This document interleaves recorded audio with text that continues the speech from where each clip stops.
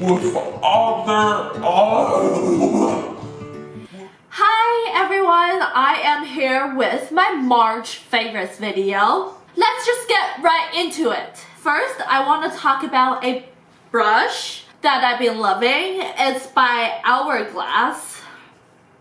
It's this one right over here. Please excuse my nail polish. This is what it looks like. I believe it's their foundation brush.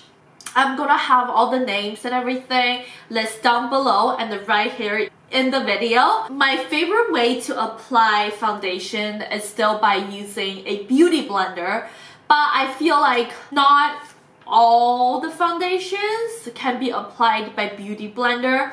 This foundation brush is really good for those really high coverage or like thick foundations because I'm trying out this day cream and it's breaking me out. Therefore, I'm using something a little bit high coverage, a little bit thicker than my usual foundations.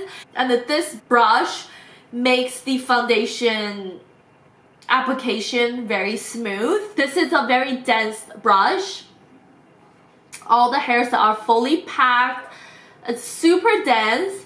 I don't know if you can tell from the camera, this is not a flat brush. It's good for applying creamed contour as well, you know, just get right into the cheekbones.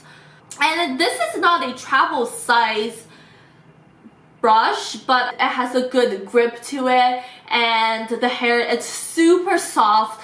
When I apply like a drugstore foundation, it just still makes me feel very luxurious at the same time.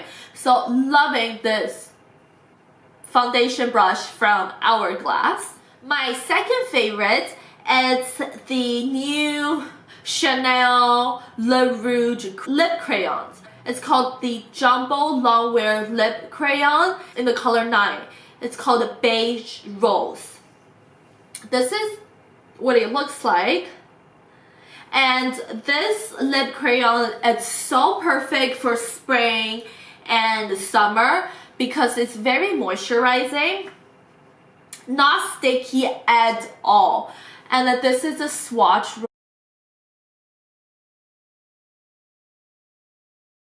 like a pinky nude shade, and I'm wearing on my lips right now. I don't know how the camera is gonna pick up the color, but it's a very like my lips but better kind of shade. And you know, I don't wear makeup on a daily basis anymore, so sometimes when I just need a little bit of color, I just use this as a lip balm during the day, and it just give me a little bit of color, just make my complexion a little bit brighter, I guess.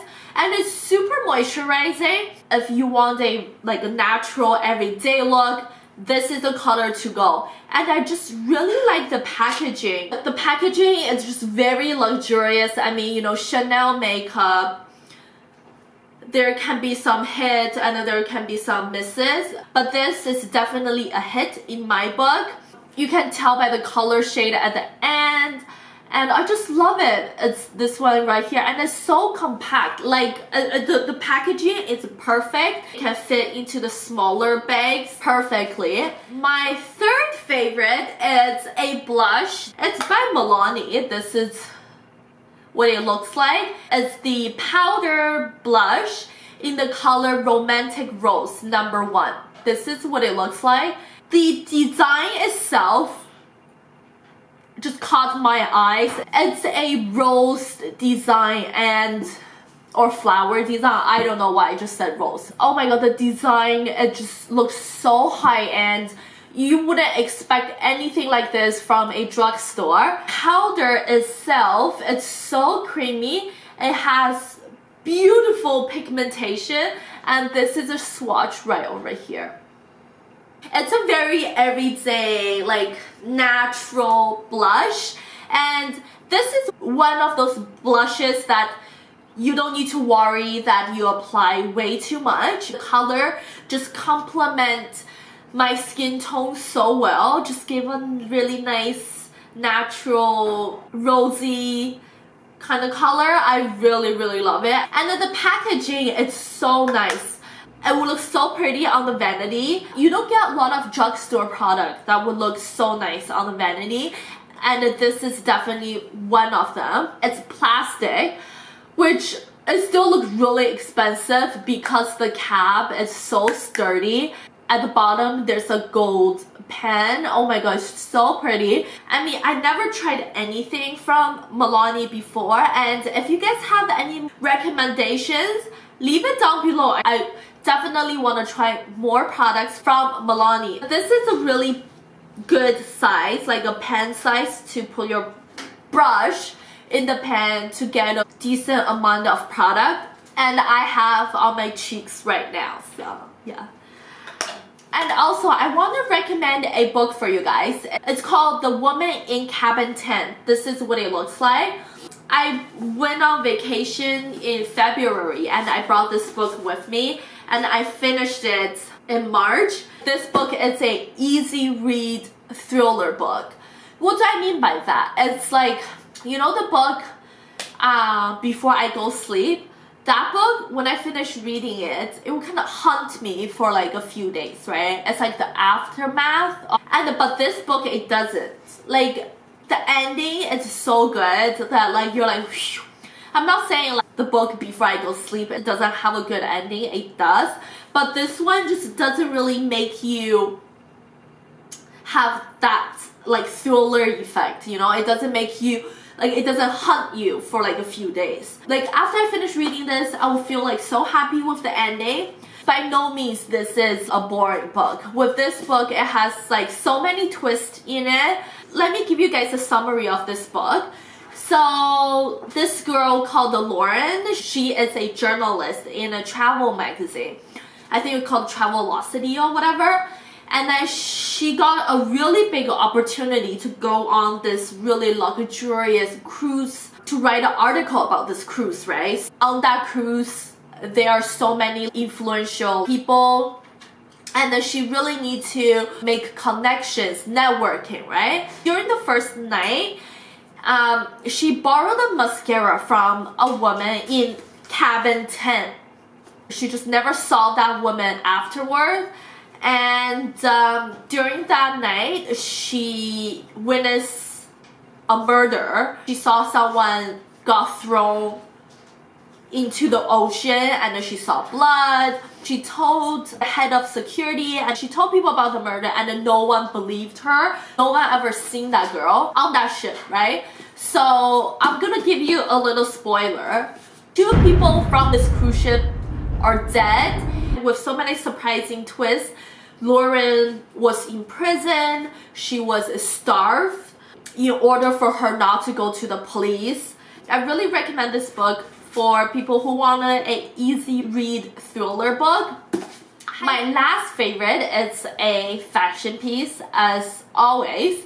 The bag that I've been obsessing with for the month of March is this bag.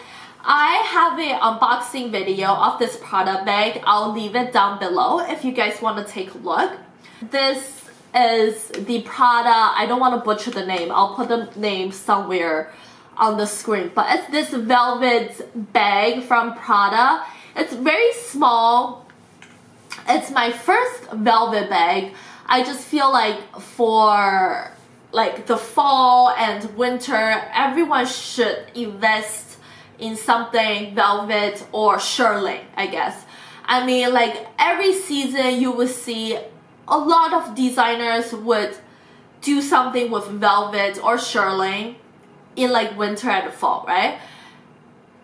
In March in Canada, it's still considered as winter because it's still a little bit cold, and I just want to get as much use out of this bag as possible because I don't think I'll use a velvet bag in spring or summer. I just keep my wallet, my card holders, and my Chanel lip crayon in this bag. Black with gold, very classic, with a leather strap. My wallet is the Louis Vuitton Clay, so it fits perfectly right in here. And yeah, it looks really good with a cold or even like a Canada Goose kind of like jacket. Really love this bag, and I don't think you can get this print anymore because I believe it's a limited edition, but they definitely have other leather combinations that you can look into. So this is all the stuff I've been loving for the month of March. Hope you guys enjoyed this video. Please give me a big thumb up and don't forget to subscribe. Bye!